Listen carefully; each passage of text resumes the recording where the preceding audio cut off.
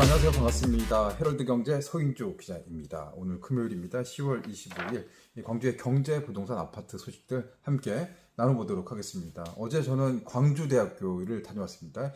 부동산 학과가 광주대학교 있습니다. 석사, 박사 과정. 이 호남에서는 유일한 학과가 아닌가 싶습니다. 거기 세미나를 듣고 왔는데 이 자료들이 되게 잘 갖춰졌더라고요. 공부를 많이 하고 왔습니다. 여기 석사, 박사 과정에 계시는 분들이 대부분 시행사, 또 분양사, 건설사 이 대표님들, 회장님들 계시더라고요. 사업도 잘 하시는데 또 일, 또 공부 열심히 하시는 모습 보면서 저도 느끼고 왔습니다. 어제는 이제 광주시 이 부동산 계획 조직에 관련한 단장님이 오셨거든요. 그래서 광주의 미래 지도에 대한, 광주의 발전 상황, 이 전략들에 대한 자료들 이렇게 주셨어요. 이거는 좀 주말에 제가 공부를 해볼게요. 이거 자료들 되게 쓸만한 자료들이었습니다. 이거 해서 공부해서 여러분들과 함께 공유를 해드리도록 하겠습니다. 그리고 광주대학교가 지금 부동산학과, 또 대학원 석박사 장학금도 준다고 하고 그러시더라고요. 아주 토론하셨던 교수님이 되게 말씀 재밌게 해주셔가지고 이렇게 웃으면서 공부를 하고 왔습니다. 자, 그럼 오늘 준비한 소식들 본격적으로 시작을 해보도록 하겠습니다. 잠시 후에 뵙겠습니다. 자, 이 다음 첫 번째 소식은 복합 쇼핑몰 플러스 수완지구 소식입니다. 광주 수완지구 어떻게 보면 택지 개발 사업지 중에서 최대 규모, 모든 것이 갖춰졌다, 이제 그런 표현들 나오고 있습니다. 수완지구가 조성될 당시만 해도 이 미분양이 굉장히 많아서 이거 과연 살아날 수 있을까라는 걱정도 있었지만 지금은 견고하게 자리를 잘 잡아가고 있는 광주의 성공한 택지 개발 지구, 이런 말에는 거의 이견이 없는 그런 상황인 것 같습니다. 광주 지금 복합 쇼핑몰 여러 곳 추진되고 있고 코스트코 입점에 대한 의견들도 밑에서 뭐 달아오르고 있는 상황인데요. 이 롯데가 사실은 이 복합 쇼핑몰 광주에서는 좀 뒤처지고 있고 신세계나 더 현대에 비하면 롯데가 약간 조금 뒤처지는 그런 느낌을 받아왔거든요. 광주도 이대로라면 이 롯데백화점이 있는 그 부지 대인동이죠. 이 대인동도 앞으로 5년이면 사실상 사라지지 않겠느냐, 폐점하지 않겠느냐, 그런 이제 불안감, 우려가 나오고 있는데 오늘 사실은 롯데그룹에서 엄청난 계획을 발표했습니다. 이 복합 쇼핑몰 롯데도 하겠다. 어떻게 할 거냐? 2030년까지, 그러니까 앞으로 6년 사이에 신규 쇼핑몰 요거 13개 짓겠다. 13개 복합 쇼핑몰 그냥 밀어붙이겠다는 소리죠. 총알을 복합 쇼핑몰에 쏟아 붓겠다는 소리입니다. 이대로면 이제 망한다, 이 절박함 느껴지는 거고, 신규 쇼핑몰 7조에 13개를 만든다는 소리입니다. 7조 원 총알을 이 복합 쇼핑몰의 사업성을 굉장히 롯데그룹에서는 높게 본다는 겁니다. 이제 백화점이 지금 대부분의 시장을 차지하고 있는데 백화점은 지금 이렇게 정점에서 조금 떨어지는 상황. 그 대신에 그 영역을 복합 쇼핑몰, 지금 거의 복합 쇼핑몰 거의 없어요. 이 타임 빌라스, 시간 플러스 뭐 의미가 있는 것 같은데, 요거 관련해서 이 수완지구 여기를 이제 리모델링 하겠다, 새롭게 지어서 복합 쇼핑몰로 만들겠다라고 합니다. 광주의 변화들, 복합 쇼핑몰 이대로 되면 이제 4개가 될 수도 있죠. 더현대 전남방직, 신세계 자리, 어등산 스타필드, 신세계 타임 빌라스, 요까지 하면 이제 4개가 되는데 이제 각축전이 될 것 같습니다.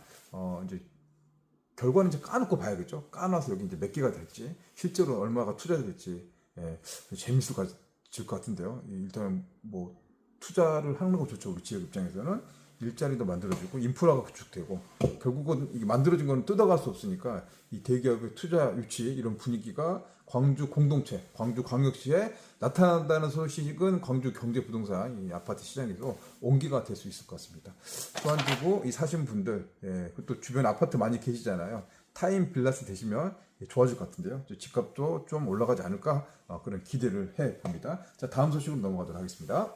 자, 방금 들어온 소식입니다. 이 제보가 좀 들었습니다. 말씀드렸지, 뭐 이번 주를 좀 뜨겁게 달궜던 뉴스 중에 하나가 이 삼성전자 이 백색가전, 이 세탁기, 냉장고, 이 냉장고 라인을 멕시코로 이전한다는 소리입니다.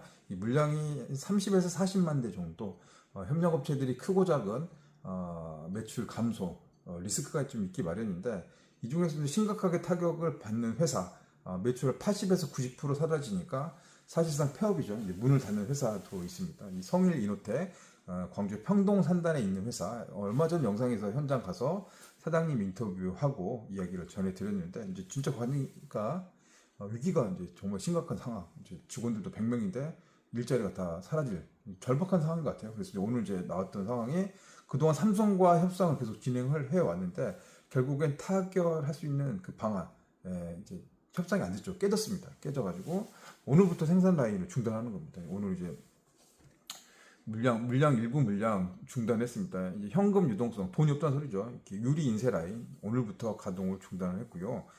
다음 주 월요일 28일부터 김치 냉장고 발포토 냉장고 문짝이죠. 문짝 요거 생산을 중단한다고 합니다.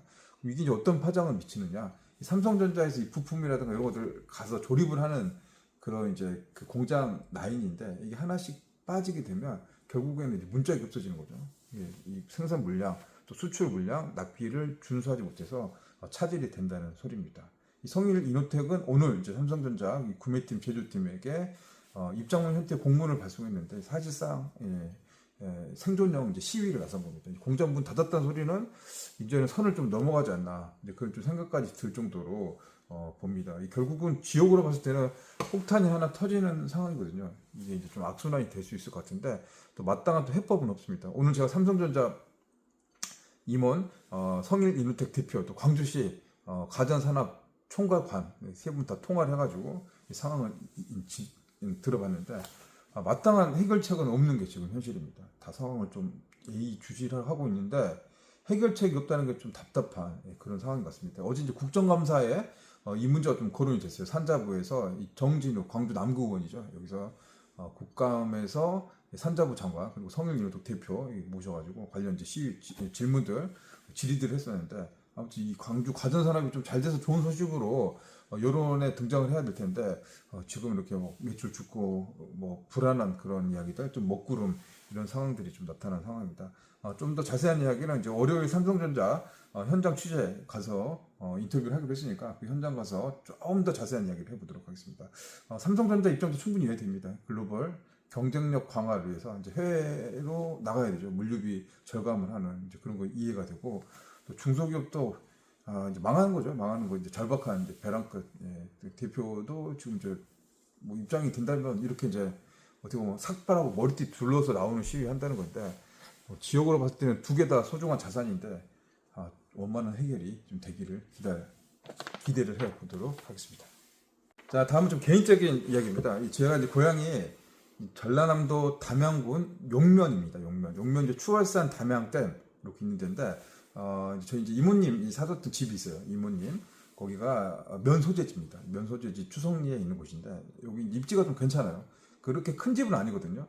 부지가 한 85평 정도 되고 집은 한 15평 정도 됩니다. 방이 1개, 2개, 조그만 거실, 부엌, 화장실, 좀 창고가 안에 있어요. 이렇게 이제 그런 집인데 집은 상태는 깨끗합니다. 잘 정리됐고 텃밭도 있고 뭐 그래도 이모가 잘 하셔가지고 정리된 집인데 요거를 이제 월세로 이제 내놓고 싶다라고 이야기를 하시더라고요. 월세 생각도 못 해봤거든요. 시골집 월세. 근데 생각보다 월세 집이 이렇게 많은 것 같지는 않더라고요. 전세 월세. 광주도 지금 월세 전세 품귀 현상 나타날 정도로 좀 이렇게 하는데 이 이모가 사시는 이모 집은 읍하고는 차로 5분 정도. 바로 앞에 버스 승강장 있고 농협이 바로 앞에 있습니다. 문 열면 바로 농협. 용면의 최대 금융가죠. 이게 월스트리트, 용면의 월스트리트 바로 앞에 또 연세점 있습니다. 대형 할인 매장이죠. 복합 쇼핑몰 시골로 치면 그게 이제 바로 이제 앞에 있다 보니까 이제 많은 분들이 좀 그 집에 관심을 가지고 계신 분도 계시더라고요. 근데 시세가 어떤 분이 오셔서 이제 10만 원 월세 10만 원 제안을 하셨나 보더라고요. 근데 이제 그거에 대한 경험이 없다 보니까 이게 이제 어떤 걸 잘 모르시더라고요. 근데 계약이라는 게 월세 계약이라는 게 또 꼼꼼하게 또 봐야 되잖아요. 사람이 처음에 좋지만 또 나중에 어떤 문제가 생길지 모르니까 거기에 대한 문제들, 뭐 보증금 문제, 또 계약 문제, 특약 조항 이런 것들을 잘 보고 하셔야 되는데 이제 시골 사시는 분들이다 보니까 아무래도 이런 경험들도 없고 시세라든가 이런 정보가 부족하기 때문에 저한테 이제 물어봐서 어떻게 했으면 좋겠니?라고 물어보시더라고요. 저도 이제 생각을 안 해봤던 거라 여러분의 좀 조언을 구하고자 합니다. 담양치 이제 좀 기회가 되면 현장도 한번 제가 영상 좀 담아 볼 건데 85평 이 부지에 15평 정도 되는 이제 집 이모가 깔끔하게 잘 쓰셨던 집인데 월세 10만 원. 제가 봤을 때 좀 이게 너무 월세 10만 원 이게 아무리 시골이지만 면소재 이제 이 집 관리가 잘 된 집이 10만 원 이게 좀 약간 잘 모르겠습니다 저도. 예, 어떤 게 정확한 시세인지 좀 경험 있으신 분이라면 좀 댓글로 경험 좀 알려주시기 바랍니다. 자, 그럼 다음 소식 넘어가도록 하겠습니다. 자, 다음 소식은 이제 주말도 되고 그랬으니까 좀 서프트하고 좀 즐거운 소식, 재밌는 소식으로 넘어가도록 하죠. 먹방 한번 찍어봤습니다. 먹방. 광주도 사실은 이 성심당 같은 그런 문화 자원, 맛과 먹과 미의 그런 자원 하나 있으면 좋겠습니다. 튀김 소보루 저 좋아하는 빵인데 궁전제과에서 튀김 소보루 사 먹고 그거 한번 찍어봤습니다. 이 튀김 소보루 이거 광주 건데 원래 이 기술 전수를 성심당에서 했는데 성심당이 더 잘 됐네.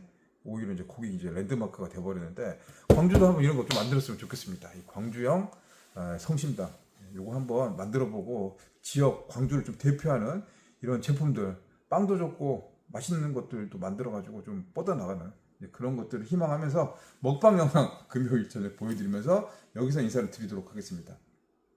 구독, 좋아요로 응원 부탁드립니다.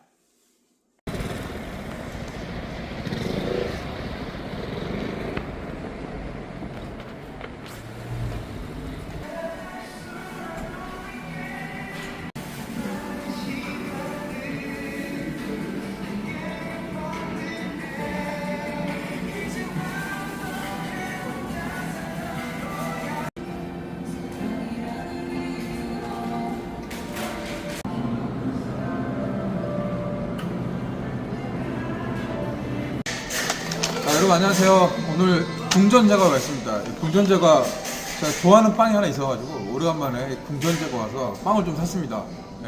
빵을 좀 좋아하는데 이게 많이 먹으면 또 살도 찌고 그런데 이 유혹을 좀 벗어날 수가 없죠. 궁전제가 광주를 대표하는 빵이잖아요. 그 중에서 이걸 이제 같이 한번 먹어볼까요? 이게 이제 튀김 소보루거든요.